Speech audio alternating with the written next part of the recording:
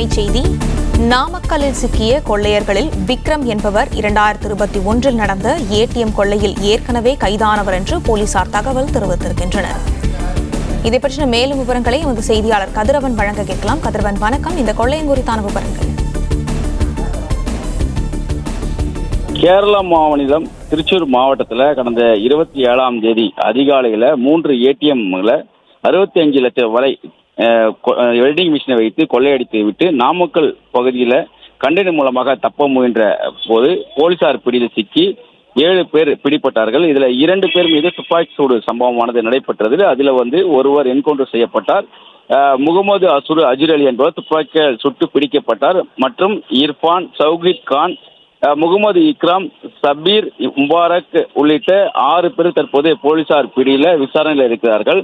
இவர்களிடம் தொடர்ந்து போலீசார் விசாரணைகளை மேற்கொண்டு வரக்கூடிய நிலையில இவர்கள் ஏற்கனவே கிருஷ்ணகிரி மாவட்டத்தில் நடைபெற்ற 2021ஆம் ஆண்டு நடந்த ஏடிஎம் கொலையில் இந்த வழக்கில் சிக்கிய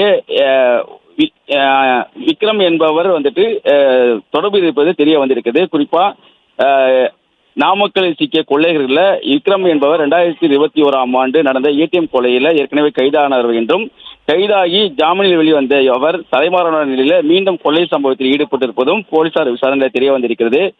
21ஆம் தேதி கிருஷ்ணகிரி மகாராஜா கடை ஏரியாவில் நடந்த ஏடிஎம் கொள்ளை சம்பவத்திலும் விசாரணையில் முன்னேற்றம் ஏற்பட்டிருப்பதாகவும், 2021இல் ஜாமீனில் வெளிவந்த கொள்ளையன் விக்ரம் மகாராஜா கடை ஏடிஎம் கொள்ளையில் ஈடுபட்டிருப்பதாகவும் போலீசார் தகவல் தெரிவித்திருக்கிறார்கள்.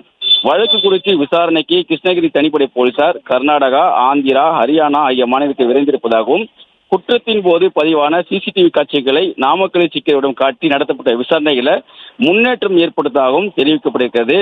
விசாரணையில் மேலும் சில குற்றவாளிகள் அடையாளம் காணப்பட்டதை அடுத்து ஹரியானாவுக்கு கிருஷ்ணகிரி மாவட்ட போலீசார் விரைந்திருப்பதாகவும் தெரிவித்திருக்கிறார்கள். இவர்கள் அனைவருமே ஒரே மாவட்டத்தை சேர்ந்த கொள்ளையர்கள் எனவும், இவர்கள் அந்த ஏடிஎம்ல எவ்வாறு கொள்ளையடிப்பது என்பதை கற்றுத் தேர்ந்தவர்கள் என்பதும் தெரிய வந்திருக்கிறது. அதாவது ஏடிஎம் மையங்களில் அலாரம் ஒலிக்கும் அந்த தொழில்நுட்பத்தை செயலிழக்க செய்து ஸ்ப்ரே அடித்தும் வெல்டிங் மிஷின் மூலமாக அவர்கள் உடனடியாக கட்டிங் செய்து அந்த பணத்தை கொள்ளையடிப்பதில் ஒவ்வொருவரும் கைத்தந்தவர்களாக இருப்பார்கள். அந்த வகையில் இந்த பிடிப்பட்ட கொள்ளையர்களிடம் விசாரணை மேற்கொண்டதில் ஹரியானா மாநிலத்தை சேர்ந்த விக்ரம் என்பவர் தான் அந்த மகாராஜா கொள்ளை சம்பவத்தில் ஈடுபட்ட நபர் என்பது போலீஸ் விசாரணையில் தெரிய வந்திருக்கிறது.